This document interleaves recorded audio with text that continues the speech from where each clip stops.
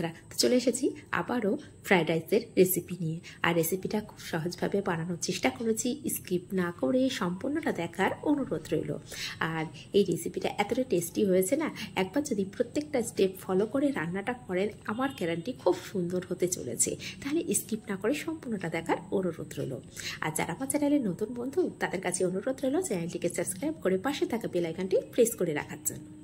এখন দেখুন, আমি কিছু সবজি কেটে নিয়েছি ক্যাপসিকাম কুচি, কিছুটা গাজর কুচি করে নিয়েছি। আর এখন হাতের মধ্যে একটু বিনসটা কিভাবে কেটেছি একটু হাতে করে নিয়ে দেখিয়ে দিচ্ছি। এখন নিয়েছি দুটো কাঁচা লঙ্কা। এখন সাইড করে রেখে এদিকে আমি চালটাকে আগে থেকে ভিজিয়ে রেখেছিলাম। তো যে কাপটা দেখাচ্ছি না হাতে, এই কাপে 3 কাপ চাল নিয়েছি। অবশ্যই আপনারা পরিমাণ বুঝে নিয়ে নেবেন। তো আমি এখানে 30 মিনিট ভিজিয়ে রেখেছি চালটাকে, ভালো করে ধুয়ে সাইড করে রেখে দেবো। এখন আমি এখানে 1 টেবিল চামচ আদা কুচি, 1 টেবিল চামচ রসুন কুচি নিয়ে এখন সাইড করে রেখে প্রথমে আমি ভাতটাকে রেডি করে নেব। তার জন্য গ্যাসের উপরে একটা পাত্র বসিয়ে দিয়েছি, তার মধ্যে দিয়ে দেব পরিমাণ মতন জল। আর জলটা একটু পরিমাণে বেশি দিতে হবে, যেমন চাল নিতে হবে তার থেকে একটু পরিমাণে বেশি জলটা দিতে হবে। এখন দিয়ে দেবো স্বাদ অনুযায়ী লবণ। আর জলটাকে একটু টেস্ট করে দেখলেই বুঝতে পারবেন লবণটা কেমন হয়েছে, সেই বুঝেই লবণটা দিতে হবে। এখন দিয়ে দিলাম একটা তেজপাতা, দুটো এলাচকে একটু ফাটিয়ে নিয়েছিলাম সেটাকে দিয়ে দিলাম, সামান্য দালচিনি, আর দিয়ে দিলাম কয়েকটা লং। এই কটা দিয়ে আমি ভালো করে জলটাকে ফুটতে দেবো। তো এখন ঢাকা দিয়ে দেবো। যতক্ষণ জলটা ফুটছে এদিকে সবজিগুলো আমি একে একে ভাজা করে নেব। আর গ্যাসের ফ্লেমটা একদম হাই রাখতে হবে।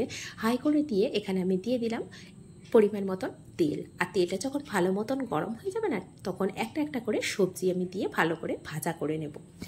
আর যেহেতু চাইনিজ রান্না হাই ফ্লেমেই হয়, আর গ্যাসের যে আগুনটা লাগে সেটা কিন্তু সব থেকে সম্পূর্ণ খুব ভালোভাবে লাগে না, সেই জন্য সম্পূর্ণ চেষ্টা করবেন হাই ফ্লেমে সব সবজিগুলো ভেজে নেওয়ার জন্য। তো যতক্ষণ সবজিগুলো ভাজা হচ্ছে ওদিকে কিন্তু আমি মাঝে মাঝে চেক করে নেব জলটা ফুটেছে কিনা। এদিকে বিনসটা দিয়ে দিচ্ছি, দিয়ে আমি কিন্তু একবার চেক করে নেব জলটা ফুটে গেছে কিনা। যতক্ষণ এটা ভাজা হচ্ছে দেখে নিই।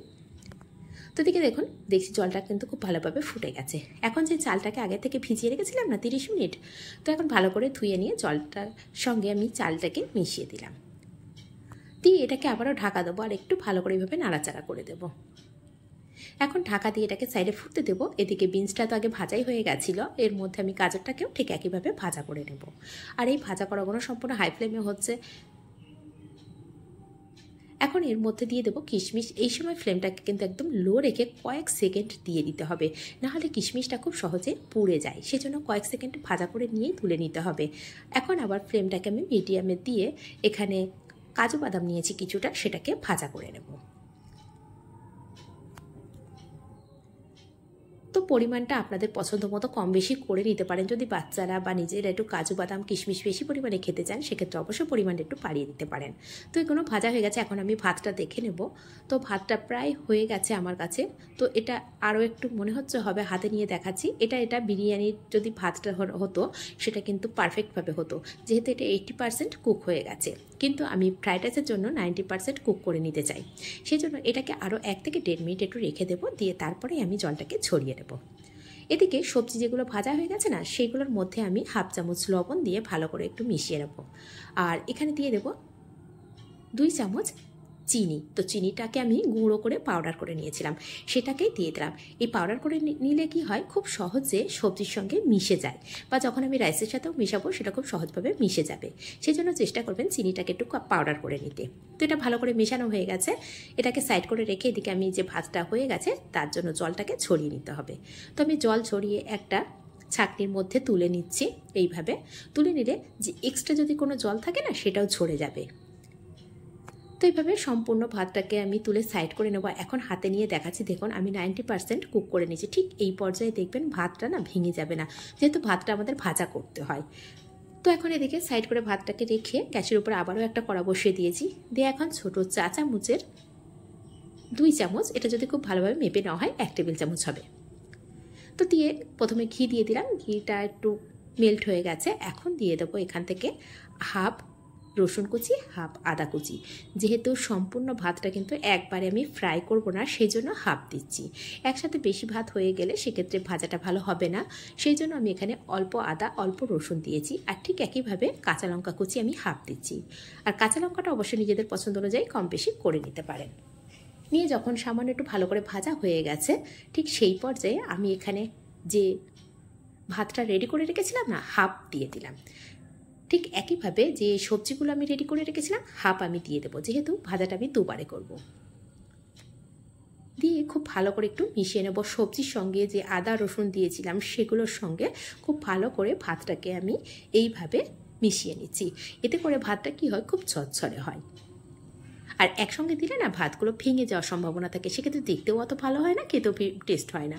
এখন এর মধ্যে দিয়ে দেব আবারও 2 চামচ চিনির গুঁড়ো বা চিনির পাউডার। চিনিটাকে আমি আগে থেকে গুঁড়ো করে রেখেছিলাম বলে দিলাম, এতে করে খুব সহজে ভাতের সঙ্গে মিশে যেতে সুবিধা হয়। আর চিনি দিলে কি হয়, অনেক সময় মুখের মধ্যে পড়ে, দানা দানা সহজে মেল্ট হতে চায় না, সেই জন্য চেষ্টা করবেন পাউডারটা দিতে। এখন ফ্রাই করা আমার রেডি হয়ে গেছে। এর উপরে সামান্য একদম ছোটো চা চামচের হাফ চামচ মতন আবারও ঘি দিয়ে আবার একটু ভালো করে মিশিয়ে নিচ্ছি।